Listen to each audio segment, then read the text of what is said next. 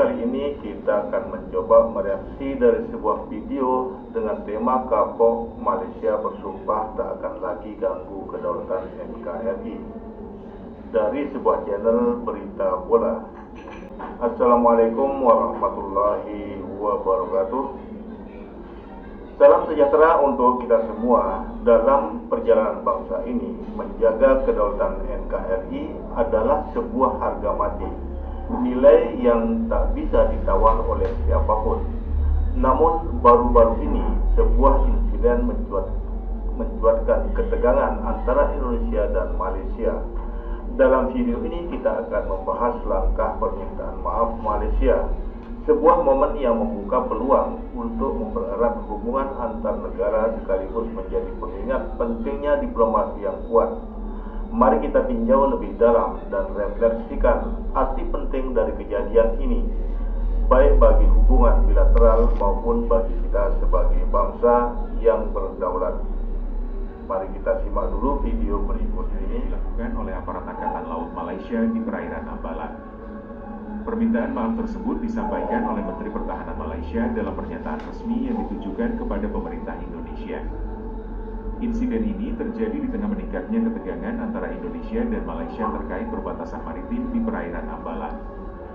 Kejadian ini semakin diperparah dengan adanya laporan bahwa sistem keamanan Malaysia mengalami serangan siber dari kelompok peretas yang tidak dikenal. Diduga, serangan tersebut menyebabkan gangguan pada sistem navigasi dan komunikasi militer Malaysia yang berujung pada pelanggaran batas wilayah Indonesia. Serangan siber yang menyerang sistem keamanan Malaysia dilaporkan mengakibatkan kekacauan pada berbagai sektor, termasuk pertahanan nasional dan komunikasi Angkatan Laut. Akibatnya, sejumlah kapal pra-Malaysia dikabarkan kehilangan kendali navigasi dan secara tidak sengaja memasuki wilayah perairan Indonesia tanpa izin. Dalam konferensi pers di Kuala Lumpur, Menteri Pertahanan Malaysia menegaskan bahwa insiden ini tidak disengaja dan terjadi akibat gangguan teknis yang timbul dari serangan siber. Kami sangat menyesalkan kejadian ini dan meminta maaf kepada pemerintah serta rakyat Indonesia. Kami memastikan bahwa kejadian ini tidak dilakukan dengan niat sengaja dan merupakan akibat dari faktor eksternal yang berada di luar kendali kami, ujar Menteri Pertahanan Malaysia. Pemerintah Malaysia juga berjanji akan segera melakukan investigasi mendalam untuk menemukan pelaku di balik serangan siber yang menyebabkan gangguan sistem pertahanan mereka. Selain itu, Malaysia juga berkomitmen untuk meningkatkan kerjasama dengan Indonesia dalam bidang keamanan siber guna mencegah kejadian serupa di masa depan. Menanggapi permintaan maaf dari Malaysia, Kementerian Pertahanan Indonesia menyatakan bahwa pihaknya akan terus memantau perkembangan situasi dan memastikan bahwa kedaulatan wilayah Indonesia tetap terjaga. Menteri Pertahanan Indonesia menegaskan bahwa pemerintah Indonesia tetap waspada dan akan meningkatkan pengawasan di wilayah perbatasan. Kami menghargai permintaan maaf yang disampaikan oleh Malaysia, namun kami juga akan mengambil langkah-langkah strategis untuk memastikan bahwa pelanggaran semacam ini tidak terjadi lagi di masa mendatang, ujar Menteri Pertahanan Indonesia. Beliau juga menambahkan bahwa Indonesia akan mengerahkan lebih banyak kapal patroli dan memperkuat sistem pertahanan siber untuk mengantisipasi ancaman yang bisa datang kapan saja. Selain itu, TNI Angkatan Laut juga telah meningkatkan patroli di perairan Ambalat untuk memastikan tidak ada lagi pelanggaran batas yang dilakukan oleh negara lain. Gara-gara diserang hacker, Malaysia minta maaf atas pelanggaran wilayah di Ambalat. Ya, keputusan ataupun tindakan untuk tidak menyaklasifikasikan ini mengundang banyak spekulasi, terutama berkaitan dengan Ambalat dan yang dipertua. Apatah lagi bila perjanjian ini sudah pun dirancang selama 18 tahun, 18 tahun, tetapi Malaysia tidak merestui tentang perjanjian dan menandatangani kerana ada isu-isu. Tetapi apabila kerajaan baru Madani ini masuk, ianya ditandatangani sebegitu cepat.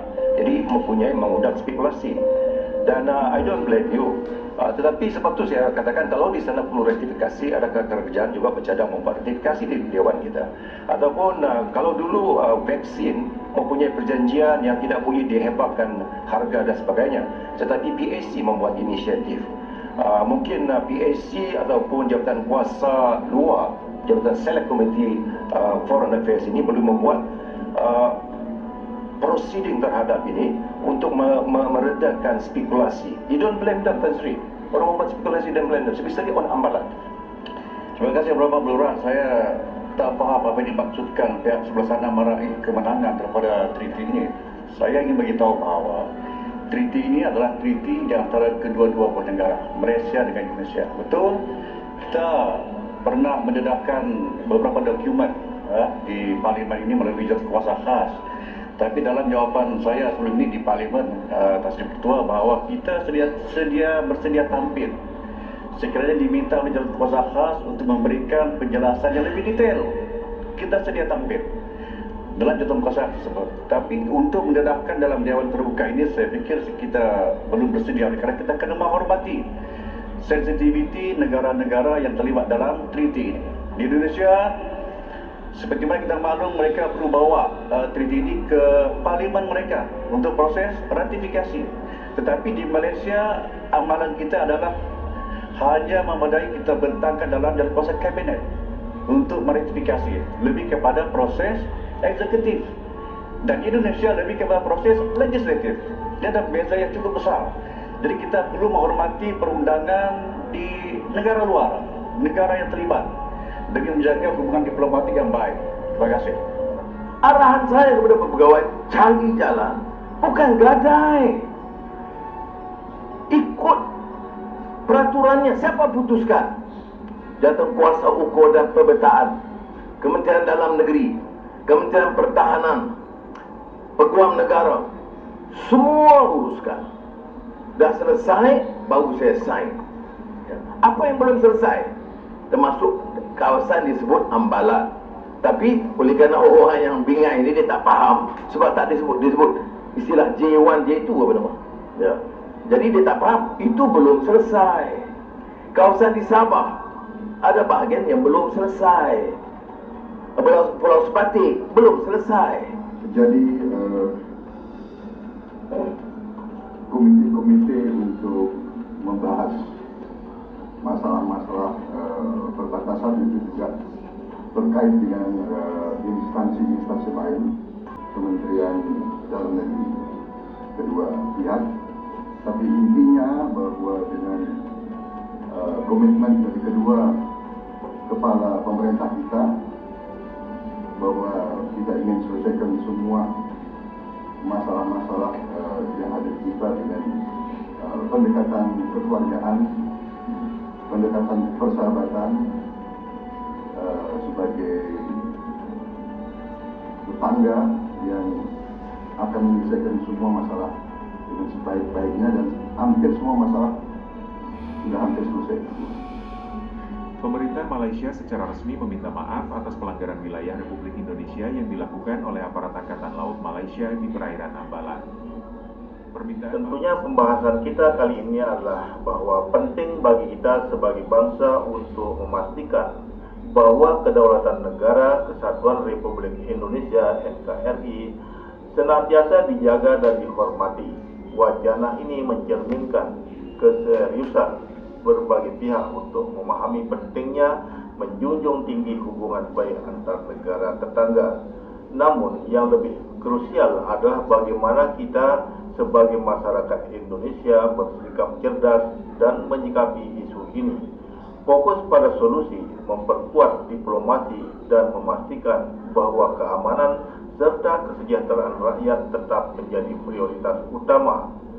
Ini adalah momen untuk memperlihatkan bahwa bangsa ini bersatu, kokoh dalam prinsip kedaulatan, sekaligus matang dalam menjalin hubungan internasional yang lebih harmonis.